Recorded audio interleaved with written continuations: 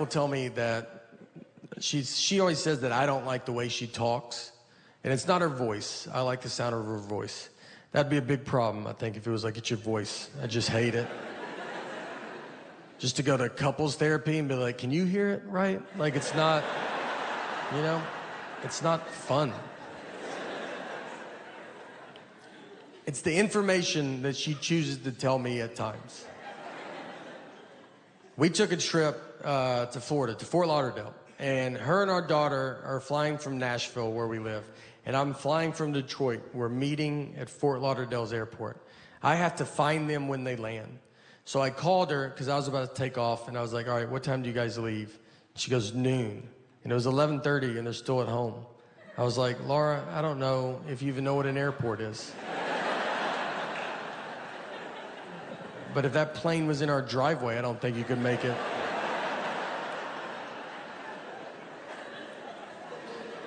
And she said, that's what time we leave for the airport. Our flight's not till 1:30. And I was like, all right. So what do you think I wanted to know when I asked that?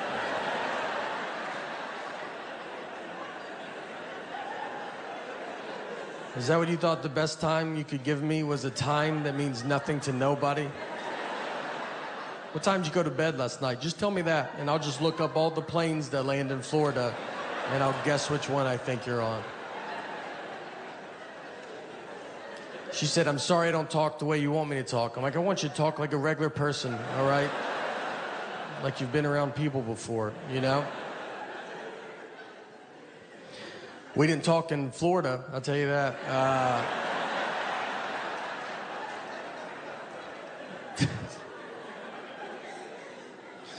She's good at not talking to me. She can go a long time. She could do her whole marriage career. Marriage fights are great because they're all very dumb.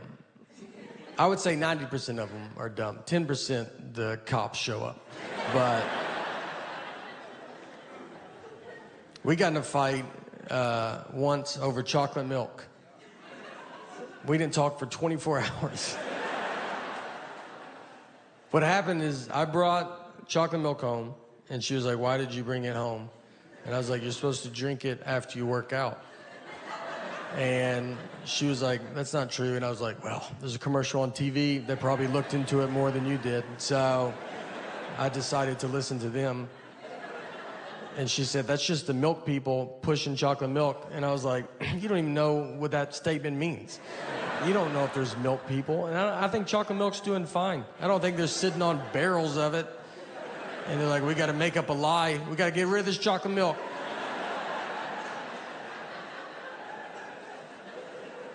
She went to college, all right, and I did not. But she did not study chocolate milk. When is it good and not good for you? To be fair to her, though, I do not work out. So, you know, but I was probably going to start, and I needed to get all this stuff there. Do you ever get in those fights, like you'll be at home, like by you and your spouse, and you guys are not talking to each other, and you're in the house together, no kids, the house is quiet, and you just stay on opposite ends, and then you pass each other in the hallway? That's like the funniest part of it, because you don't live in a mansion, you have one hallway. And you just didn't time it out right, and you just have to walk by each other like strangers. You're like, oh, excuse me, sorry, yeah, no, go ahead.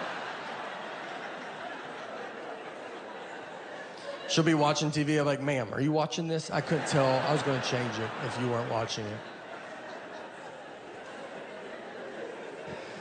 It's the silent treatment. The silent treatment is, it's a very common thing. Everybody knows what it is.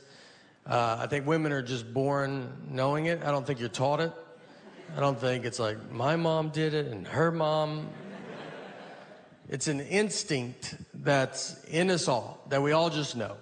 And here's what made me think of that. I rewatched the movie Sixth Sense. And I'm not trying to do a Sixth Sense joke. This is a 20-year-old movie. I also have to spoil it, but it's 20 years old. So if you don't know by now, I don't know what to tell you, you know? And don't be like, we're going to watch it tonight. We're going to go to Blockbuster on the way home, and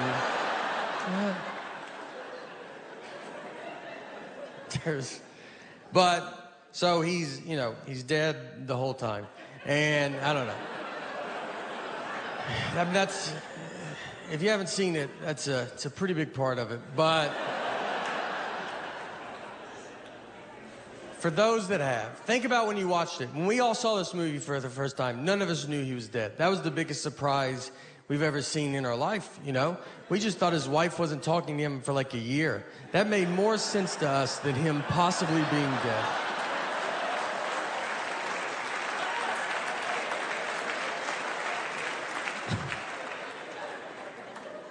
And I was like, when I watched it, I was like, what do they show him dying? Yeah, that guy shoots him with a gun. That's how the movies start. That's how obvious they're like, hey, he's dead.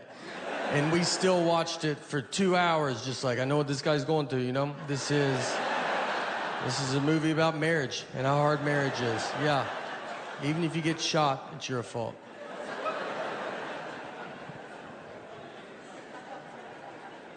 On a sadder note of sorts, we had to put our dog down recently, and it's a tough thing to do. Nothing was wrong with her. I'm just really busy right now, and she was very sick. That was a joke. All right, that was a joke, and she would have loved that joke. So don't you worry about it. That's the type of humor she had. She was a rescue. It's not your labradoodle humor. All right, it's a little darker.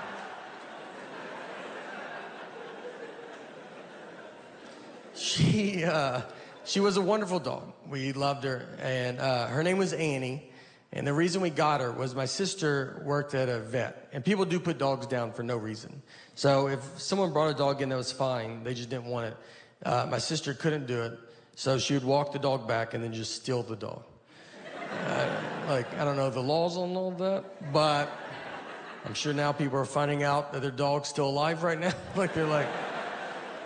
So we got Annie. Annie was getting put down. She was a hunting dog, and she was terrible at it. And she was bred to be a hunting dog, and she was just like a misfit toy. They just didn't do it. She got shot once, and that's because the guy, he would be like doing target practice, and then she'd just walk in front of the targets, and he would hit her, and he's like, what are you doing? And she's like, what are you doing? She had no awareness about her, the senses that dogs have. We had turkeys in our backyard once, and I let her out to go chase these turkeys. Retired hunting dog. Figured that's fun. And we have a very normal backyard. It's not Yellowstone Park. You can see all of it at all times. I push her out, and she just pees and then comes back in the house. Never sees the turkeys. And I'm just looking at her you didn't feel anything? Nothing was going? I sensed it as a human on the couch. I felt there was turkeys outside. You want to take just one lap around, see if... The guy used her a lot for duck hunting, so he would shoot a duck. She's supposed to run and go get it and then bring it back. So what I like to picture is he shoots the duck, she runs out, comes back, no duck. And she's like, I don't even know what we're doing. All right, I did not. A million things flew in the air when you shot that gun. And I'm supposed to know which one you hit. And the guy's just looking at her, and then she's like, you're not even the guy that I came out here with.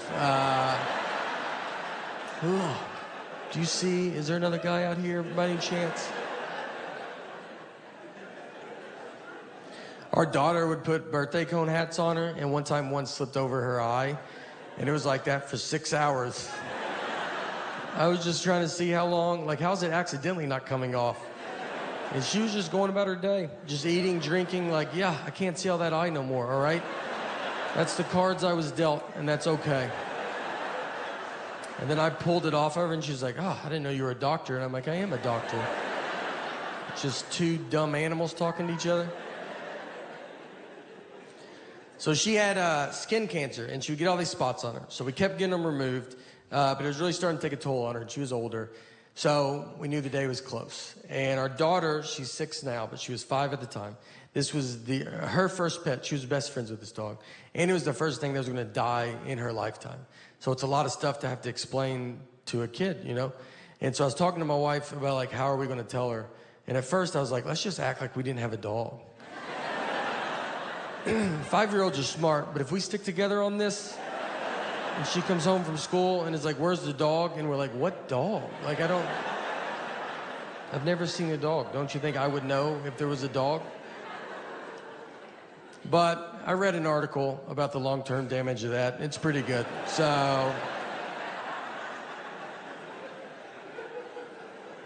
I was just honest with her. And I set her down. I said, look, Annie's very sick and she's older and she's going to die soon. This happens, so just love her as much as you can right now. And she took it as good as a 5-year-old can take it. So the next day, I kind of told her again, you got to tell kids over and over again. I kind of kept telling her. I didn't want this to be a surprise. And then Annie surprised us by living 6 months longer. I mean, we were way off on when we thought she was going to die. But I already started telling my daughter I didn't want to stop and then have to start it again. So I just kept it up for 6 months. Every day I was like, she'll die. All right, she will die.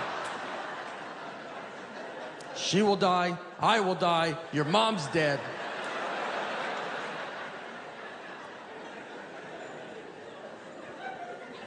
So finally the day was here, and our daughter was at school.